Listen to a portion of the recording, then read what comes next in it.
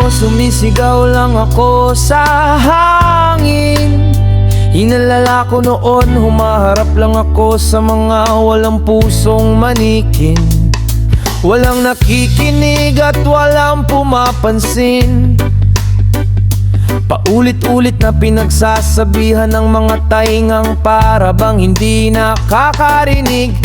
Kinabukasan walang natatandaan kung paano sila sinaway dahil sa kanilang pagmamalabis. Heto na naman tayo, parehong senaryo. Ang buong klase may kumusyoning hindi yata matatapos ang maghapon kung walang nasirang leksyon. May iyakan, habulan at maingay na sigawan.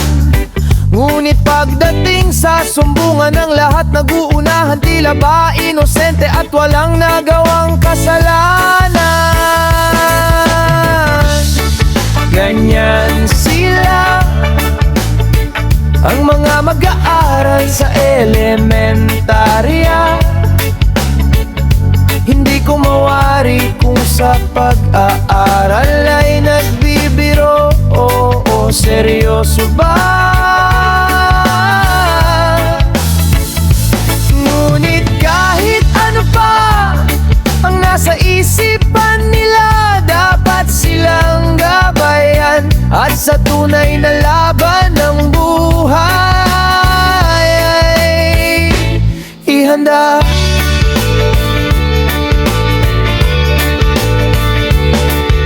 Hanggang dumating ang araw ng mga guro, bumaha ng mga liham mula sa mga batang magugulo. Nakasadang pasasalamat para sa mga leksyong na ituro at humihingi ng patawad sa katigasan ng kanilang ulo. Napaisip ako bigla na sana'y Teacher's Day na lang palagi, para kahit paano'y maibsan ng mga pighati ng mga gabing iniisip mong ang paghihirap mo ay parang walang silbi, dahil ang pinagpuyatan mong layunin ng iyong leksyon ay hindi naman nangyari.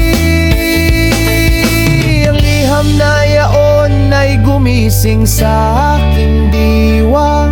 Ang mga nangyari pala sa loob ng classroom ay kanilang naaalala pa. Hindi man siguro sa pagsusulit ng mga samot-saring letra, kundi sa mga bagay na sa puso nagmula. Nadama pala nila ang proteksyon at pag-iingat. Ang bawat pagtuwid ko'y may pagmamahal na lumalapat. Hindi ko man maibigay sa inyo ang lahat-lahat. Tanggapin nyo ang awitin na ito bilang aking pasasalamat.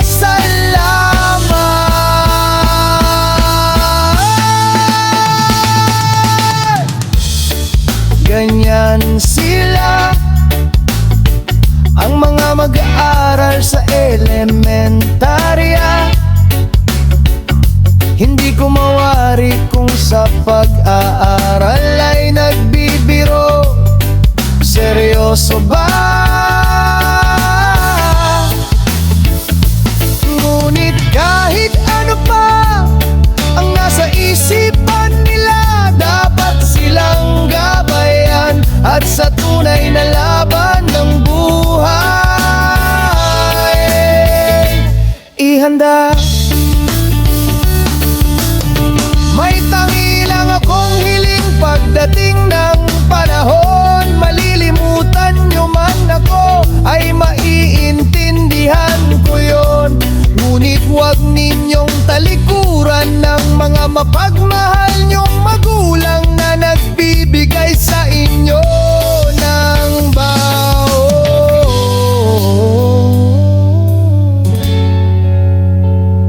Dahil may gantimpala kayo sa ating Panginoon.